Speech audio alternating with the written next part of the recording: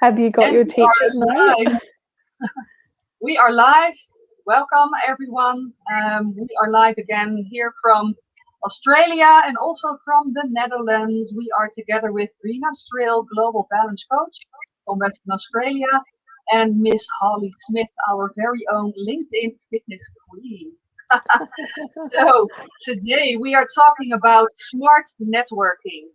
Um, we can all really talk easily about that, what we do. I think for me, one of the things that is very important when you're networking is that you're always helpful to the person you're in contact with. You know, always make sure you add value to that person and that you are helpful. I think for me, that is the number one top trait about.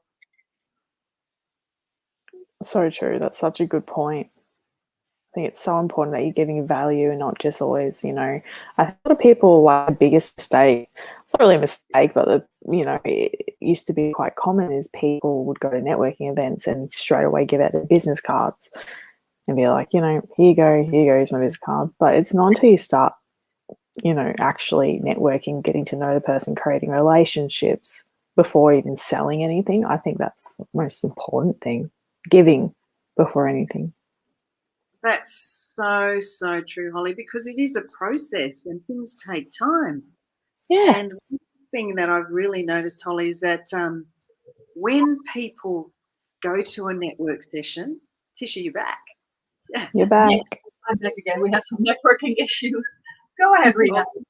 Oh, good. So I was just saying, when we go to a networking function, it's really good. And I'm talking now about an actual face-to-face one. When you're meeting with someone, just really focus on that person. Give your full attention to that person.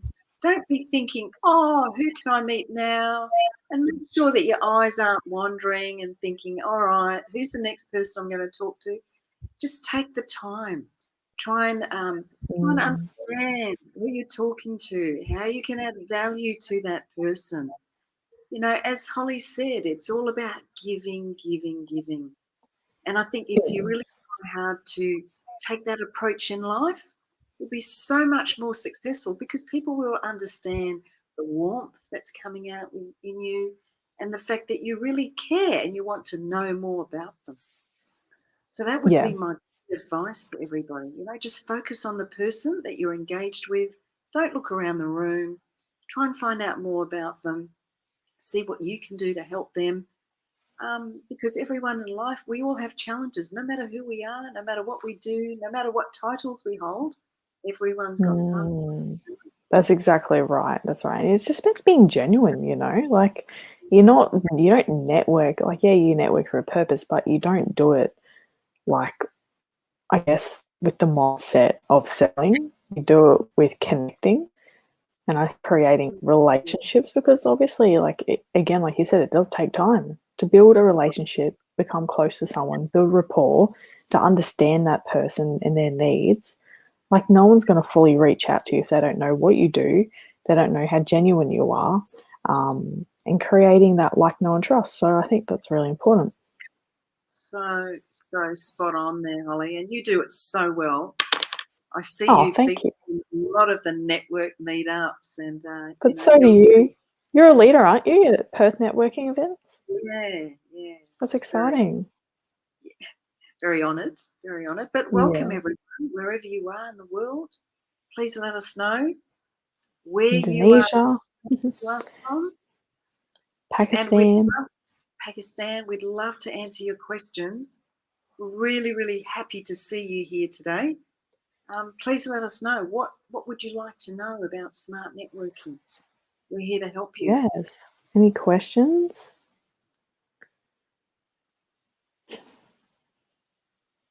Hello, Sina. Tisha's gone. Tisha's gone again. That's okay. Oh, well, that's all right. Us too. So what have you, Rina, what's the number one thing that you've, I guess, achieved from networking? Like, why do you network, and what do you get out of it mostly for yourself? Yeah, that's a fantastic question. I network, Holly, because I really love people. And I like to meet people and try and help them. So my motivation is actually to help people. So as you said, networking, it's not about selling, it's about connecting. So that's my number one objective, is to connect with people, to understand them, get them to like, know and trust me. Not everyone's going to like you, that's fine, but once people get to know who you are, what you're trying to achieve in life, and the fact that you're really genuine, Holly, I find that Oh, thank you. you really are. They open up to you. They really do. They open up and they tell you a lot of things. And then from there, the reason I do it is because I just love people, and I love to help people. And I'm not there I love that. Yeah, I'm there to actually match other people up based on their challenges that they might be facing in life. Hi. 100%. You're back. I'm back. I'm so sorry. Well, this is the world of technical resistance, right? So we have that from time to time. But please continue. That's okay. No worries at all. I just saw a question about, like, it wasn't networking in real life or networking in person. How do you do it? I think the biggest, like, obviously with COVID that's hit, a lot of networking events have now gone online. So there's been a large mixture of in-person now or face-to-face and online networking. And I think, and it's not just about, getting into groups, but, LinkedIn is networking, you've got a whole potential to reach out, to connect, to like and comment. And that to me is networking, getting to, like, know and trust people in the LinkedIn network, online, going to networking events on there. And I just saw another question saying, how do you meet strangers and how do you network with strangers? And it simply is, you just got to know why you want to network, the people you want to network with, and who you want to surround yourself with. Obviously, the people you surround yourself with, the more the attributes you're going to build with them, the habits you're going to create, and then who you're going to become. And then, you just got to find your reason to really network, I guess, and just, meet people, reach out, look for networking events, and don't feel scared to speak up and, introduce yourself and your business. A really good point, as Holly says, speak up and go and introduce yourself, because you know what? Everyone's there for the same reason. So they expect you to go up. Don't be shy. Just go up and shake someone's hand, or, you can't shake hands, I'm sorry, but, whatever you're allowed to do. Whatever you're allowed to do. Just make yourself known to that person, and make them feel comfortable, because they're probably feeling the same way, or maybe worse than you. So just reach out. And just on that point, Holly, of online networking, there's so many of us, absolutely, that do that globally. And what I'd like to say to people is that the real results from networking come from the follow-up, okay? So it's one thing to see someone face-to-face, and it's another to do the follow-up. So it's really important to engage. Very important. Person, have a purpose, or maybe when you meet them, plan to meet up again and say, I'd love to continue this conversation. Could we plan to meet up next week or whatever? So put a time limit to it. Yeah, because 100%. people want continuity. You don't want to just walk from a network session. So 100%. That's awesome. I think, the power of networking is so amazing, because otherwise, us little group here would not have met if it wasn't for networking. That's exactly right. We have never met in person, but it is through relationship building that we do through LinkedIn. Me getting to know Rena, getting to know Adrian getting to know you, putting the four of us all together, and here we are. And it's amazing. And like building a relationship, it takes time, right? Getting to know people, but I'm just so happily surprised how well it even works, even though it's only online. But I see you two ladies also do a lot of local networking in Australia, and with the networking gatherings also that Edward Sia does, and I'm very curious. So for you, what do you prefer, like online networking or live face-to-face networking? Do you think there's still that magic in the live meeting of people? What do you think? Oh, look, I'm old-fashioned, Tisha. I love the face-to-face because you can read people and you can feel the body language, Mm, and it's that connection. You just can't beat that physical connectivity with someone, and you feel their energy. You can look into their eyes. It's just, I mean, we can do that to some extent online. But what I do is that when I meet someone for the first time and if they've got a business card, hi Radia, welcome. What I do is with the business card that I get from the person, when I get home in the evening, I'll actually make a note of the date I met that person on the back of their business card. And I'll that's so put smart. some of the key points about that person, like maybe the name of their dog or the name of a child that they've told me about, right? So That's then, great. exactly, and I remember key things about that person because Yeah. my memory's not that fantastic. I can't remember people's names at times, But if I've got Mm. I've got it written down, and I find with myself, if I write things down, I do remember them much, much better. So Yeah. that's it's really worked for me. That's What about really you? awesome. Yeah, and talking about smart, that to me is smart networking. Yeah, that's so fun. Like taking initiative and getting to know people and remembering them. That's very smart. But nothing beats face to face. I love face to face. I'm that person who just I could talk all day. I could be around people all day. I get energized from just being around people and I love it. I'm such a people person.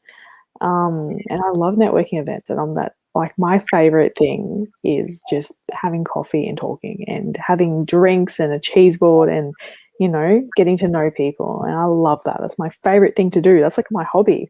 So I love networking. There's nothing that beats face to face because you get to really, I guess, get the energy of the person. And then the fun thing is that like after a networking event, you can catch up with them, and that's how you start creating a relationship is you meet them the first time, you build rapport, and then you reach out and you catch up and then you build an awesome relationship, even if that's in business or friendship, referral, like it goes so far than just meeting someone for the first time. Yeah. And I think like key point what you both just said here, I think doing your homework, that's like the key point there. Remembering like someone's pet name, or the name of their child they talk to you about.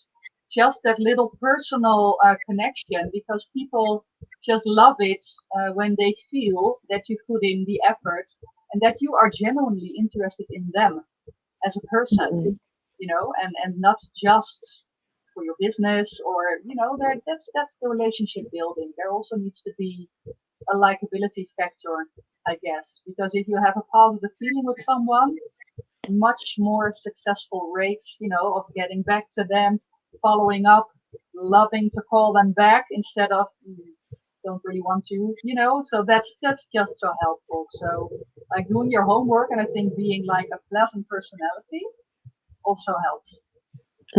100%. I just saw this question. What do you think that networking is creating unsociable people that are unable to deal with others? And I think if you really don't like being around people and you struggle to deal with other people, then like I think there's two ways you go about it. Like that's probably not your gift and that's probably not like, your favorite thing to do. But, you can't stay in a closet your whole life and you will have to get out there eventually, depending on, I guess, who you want to become. And if you do want to become a networker and you want to learn to love to be around people, then you just going to have to put yourself out there. And even if you're a little bit shy, maybe go with friends or family, or I think having someone with you, that will really help. But like not everyone is a social butterfly. Like, and you don't have to be either. Not everyone. If everyone was like super social, everyone would be partying and, talking every single day. No one would shut up. The introvert and extrovert. If everyone was an extrovert, this world would be crazy. That's so true. That's so true. But I do think because I can be an introvert. For example, I do not like going into crowds, right? I just don't like that. I like peace and quiet. But still, like here on LinkedIn, like the networking and also like local events, I do love that. But I'm different than an extrovert. So I think like being an introvert, I think you have to like force yourself also to get out of your comfort zone. So what do you want to accomplish? Go to that event, go meet some people, build some relationship. You never know what can come from that relationship, right? So Rena connecting to me on LinkedIn and asking me for just a call. And here we are working together. We actually have like a work anniversary for 1 year now, Rena. So that's right. Yeah. That's yeah. And that's so amazing. I think. And so, yeah, I think also like getting out of your comfort zone, if you are that introvert, just make sure what do you want to accomplish?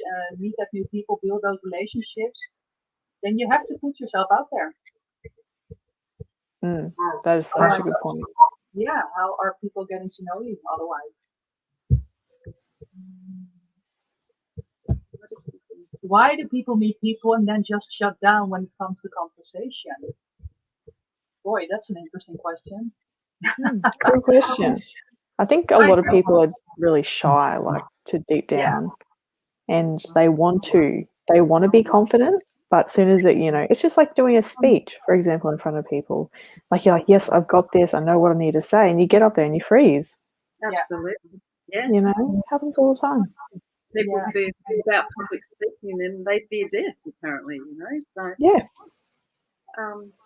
But yeah, I think the thing is that if you shut down, it could be like you might not know what to say. Well, then start asking open questions, or invite people in the circle to start saying something. Invite them to start making conversation. If you don't know what to say, then you can sort of pass it around, like trying to pass the baton in a relay. That's what you do. You do it well, graciously. And you make people in the circle in which you're networking and feel part of it and feel comfortable. So I think that's really important. Yeah. And try and lead and keep the conversation going.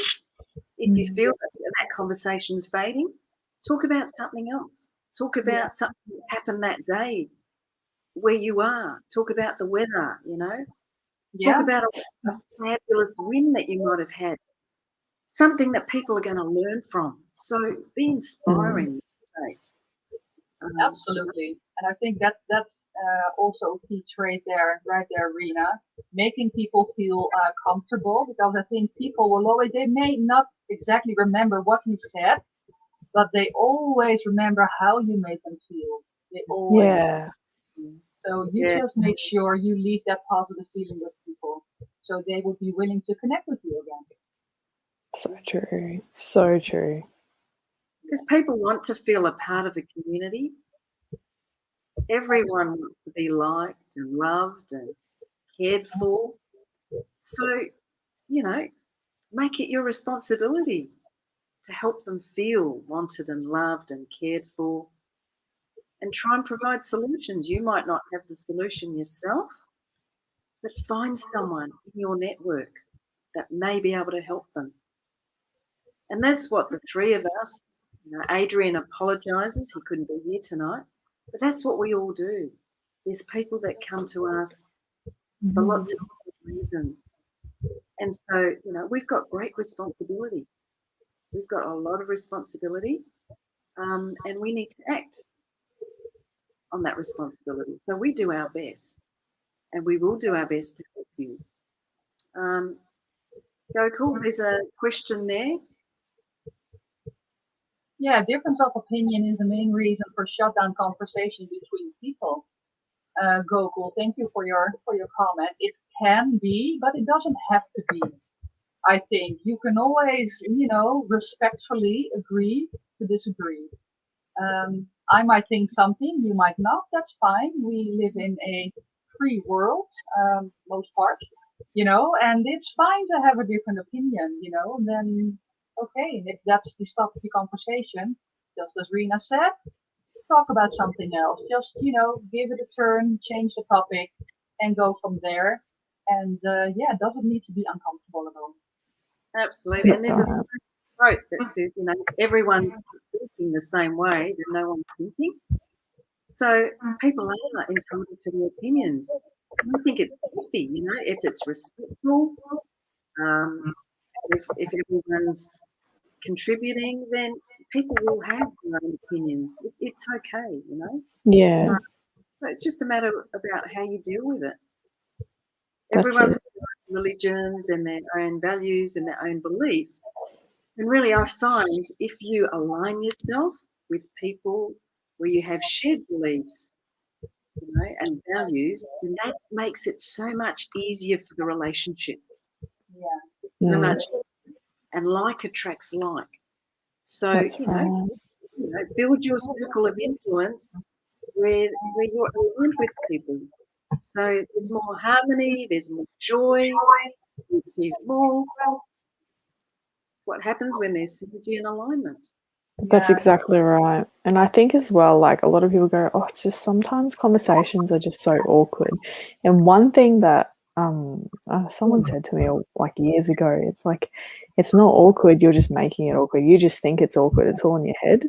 Like it's not awkward at all. You just think it's awkward. And you're the one making it awkward because you think it's awkward. So I think the biggest thing is just to, keep on top of maybe write a list of questions. If you find it really hard to come up with questions to ask people or keep the conversation going, and that's just not your forte. Not everyone's good at keeping a conversation going, but I think writing a list of questions will really help. And then you can go, oh yeah, okay, we just talked about this. That's right, I wrote down a question yesterday that pops into my head. So it will just keep your brain thinking and make you feel less awkward when networking. Yeah, absolutely. Yeah, that's very true, but I think practice makes perfect too. If you're not that good at keeping conversation going, go ahead and practice that. It's not you. Google watch some movies, Google some tips about a certain topic, and just try it out. In real life, and just see how it goes. And watch your role models. How do they do that? Someone who inspires you, and then go from there. So true, Trish. And I was just going to suggest too. I learned this. Think about your childhood. You used to play in the sandpit, right? How did you make friends in the sandpit? Because there was a common interest. Hopefully you didn't flick sand in someone else's eyes and make them cry. Maybe. I'm joking. That's bullying. Funny. But so just sort of replicate on that, but more in an adult way. Find a common interest. That's really helpful. That is really helpful. And it's important. I think also, like the circle you surround yourself with, like they often say, watch the 5 people you last to. Those people can be of real influence on you. So your circle around you is so important. So I think it's really key, for networking to find your tribe, people that help you, people that add value to you, people that support you, that inspire you, to help you grow, right? Yeah. Because if you're in a crowd that doesn't serve you or your energy, well, that reflects on you too. So that's very important. Very true. Very true. How are the questions going, people? Please, we'd love to hear from you. We're here for you, so please reach out. We're waiting for your questions. There's one question here, like networking is a haven for socially alienated people. They create their own world based on their hidden desires. What do you think of this view? It's a very deep question. Very true. Yeah. Well, I think, as I said, if you are like an introvert, you're not comfortable networking, going to events. Well, I always advise people, do what scares you. go ahead and do what scares you, because usually after you do that, you see it's not that scary. And that's where the value lies, because you do things and you get out of your comfort zone, you expand your horizon. So, like socially alienated, I think it's a big word, because even though Corona, or there's so much you can do still online, which is maybe more comfortable for you. Um, but yeah, go out there, go make it happen and do what scares you, and then you will see you're not that socially alienated. It's not, it's not that hard. That's right. You just got to get started. Absolutely. Getting started is the key thing. And what I was going to suggest is just find networking questions that appeal to you and the things that you're passionate about, and start slowly in that way. And then you won't feel so socially alienated. That's probably the best way to step through it. Gently, slowly. Yeah. That would be my advice, people. That's great. We have another question from Annika Emrin. Thank you, Annika, for watching. What should be an entrepreneur's approach towards the political environment of a country while starting a business? For me, I think you should just absolutely stay away from that political environment, because it's your business, unless you're in that type of business, of course. But it's networking. You're building your business. So I would just wonder, what do your political values have to do with this? Because they can be very different from country to country, maybe from region to region, even so. And I think your business should stay clear of that. What do you guys think? Yeah, that was perfectly said. Yeah. Absolutely agree. I mean, just be aligned, with what you're doing. So politically, socially, environmentally, make sure there's alignment there before you think about your commercial next steps and what you're trying to achieve. All comes back to synergy and alignment. Anita says, I love what you said about staying close to people. That helps you grow. Well, thank you so much, Anita. Happy So important. Keep your questions coming, people. We're here for you. Yes, we don't have any questions coming in at the moment. Let me just check. No new questions at the moment. And Annika says, thank you, I found my answer. Very welcome, Annika, and thanks again for watching. Awesome. Is there many networking events in the Netherlands, Tisha? Well, actually, last week I went to a networking event for the first time since Corona. Wow. Yeah, we went to a hotel. It was the whole day, and it was all about services towards employers, and how to really connect with the job seekers and employers. Was really interesting.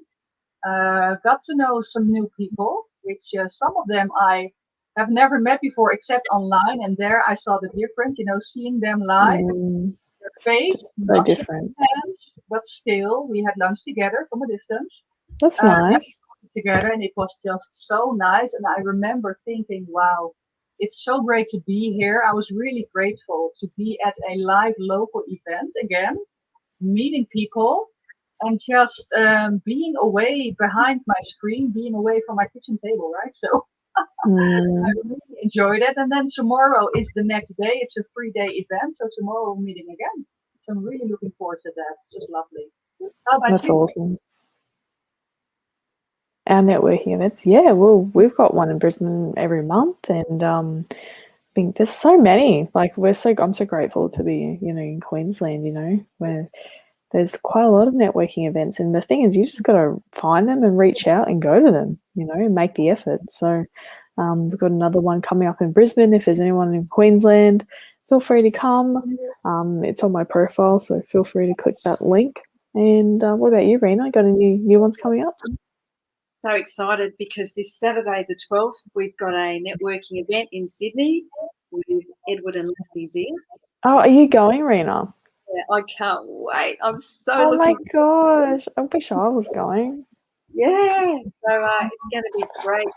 The rain's coming along. Phil Robertson will be there. Dr. Oh, Liz. oh Yeah, this Saturday. this Saturday. So why don't you come? Oh, that's a shame. I'd love to, but I will be busy this weekend, and I will be down in Sydney on the 17th of July. Oh, that's fantastic. But so looking forward to meeting people face to face. 100%. Family. So Lassie, Yeah, that's it. it's so good to see all of you as well. Pyle, it's just, so many wonderful, wonderful people. And then everybody in Western Australia, please come along to our meetup on the 25th of June. We've got the amazing Professor Gary Martin. Professor Gary Martin is the CEO of the Australian Institute of Management. And as you all know, he's an amazing LinkedIn influencer and leader. And he is always, writing wonderful articles. And he's quite often also in the media. So on our various channels that we have here in Australia, Channel 9, Channel 7. So please come along to that event. It's in the meetup. Kindly register, and I so look forward to seeing you there. And so does Professor Gary Martin. So Professor Gary, you're doing a great job. Thank you so much for inspiring and motivating the world. We appreciate everything you do, Professor Gary. That's Awesome. so amazing. That's so amazing. I was just gonna show this comment from Tanya Smith. She says, "Hi ladies, I have just started a new position as a business solutions consultant and need to network. So thank you so much for this live feed. And how do I know when you have another live feed?" Well, Tanya, we are here every 2 weeks, same time, same day. So in another 2 weeks we will be here again. And again, if you have any questions, just put them in the chat. And then there is another question coming in. I saw in the comments. Tisha, if I could just go back to Tanya's question, if I may, for a moment. Yeah. Obviously, on LinkedIn, you've got Sales Navigator. So if you're starting a new job, it gives you the opportunity to actually strategically target the people that you need to engage with. So Tanya, that might be another avenue for you to reach out to the people that you need to engage with. That's so true. Ian Gerling is saying there's a lot of advice recommending networking as a tool for job seekers. How do you recommend approaching a recruiter when your aim is to gain an advantage in applying for a job? Well, I think when you approach a recruiter, that person, Ian, is going to, if you're doing it through LinkedIn anyway, that person is going to 9 times out of 10 watch your profile. And if you approach So Ian, we're losing Tisha a little there. So if I could just jump in while she comes back. Oh, she's yes. I don't know what you heard. So once again, I will say it again. So if you send out your resume, make sure it's like top notch, because that's your first impression. People will also look at your profile. Make sure like your profile is also like your perfect representation of you. Have a little bit about you, a nice text about you. Make sure you have a nice banner, good profile picture. That's the first impression. So make sure you have that in order when approaching a recruiter. And if I could come in at a different angle as well, and if I could say to you, may I suggest that you actually reach out yourself to recruiters? So take a proactive approach. And, we're talking about smart networking. I would highly suggest that you actually reach out to those recruiters yourself and introduce yourself, or go and take the time to have a coffee with them if you can, or just do an online Zoom. So you're not just someone on a piece of paper; they know more about you, and I think that's a great way to build relationships with people. So another tip for smart networking. Absolutely. Jamal is asking how to manage cultural diversity in companies and networking. This is up your alley, Tisha. Yeah, I would absolutely say just embrace it. Embrace it. I love cultural diversity. At my local job, I have colleagues of many different backgrounds, ethnical backgrounds. And I remember one project that I did. We used to have this local events there. This was a couple of years before Corona. Each department had a stand there, and they made some type of food of the country, from their origin. And so there were all these stands with all these different types of That's meals, awesome. little bites, and we could just go there, have a chat with them, and all taste that. And that was just, I remember it years ago, but that was such an amazing event. And like the center was cultural diversity. So I would absolutely say just embrace it. Different cultures, you can only learn from that. And I just find it so interesting. I think we just flourish all because we are so different. That makes it so. Mm. That's such a good answer. That's so good. How awesome. Thank you. Let's see, we have some other questions. Goku is asking, what will be the perfect way suggest for buyer-seller relationship in view of present scenario? Not sure So if you're talking about cold calling. Go ahead, Rena. So Gokul, understand who's your target market, right? And then what is your value proposition?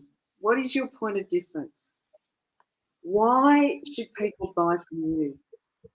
And once you understand all those questions, Gokul, then go out and reach out to the people that you would like to do business with. But as we said from the beginning, develop relationship. Please develop relationship. Okay?